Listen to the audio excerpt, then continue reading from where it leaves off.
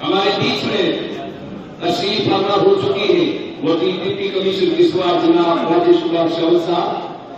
इंशाअल्लाह कुछ ही हमारे डिस्ट्रिक्ट से आज 31 के करीब लोग हज पे रवाना हुए हैं।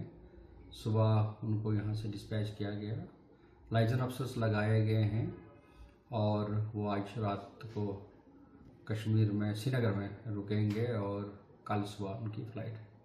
सर टोटल अगर कितने यहाँ से 31 लोग गए हैं इस बार और पूरा डिस्ट्रिक्ट इंतज़ामिया ने और औकाफ जो कमेटी थी यहाँ की पूरा उनको फैसिलिटेट किया गया। सर और भी लोग हैं यहाँ पे? नहीं, बस 31 ही है हमारे पास। ठीक है सर।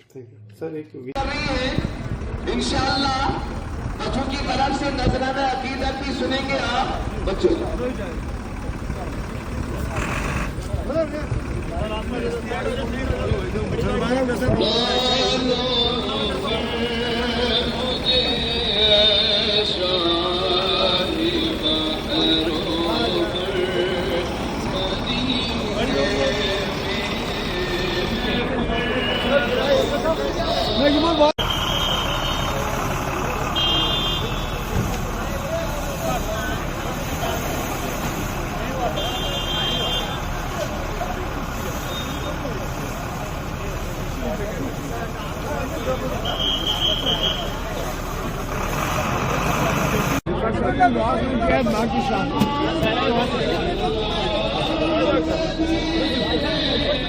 टायर का ध्यान रखना।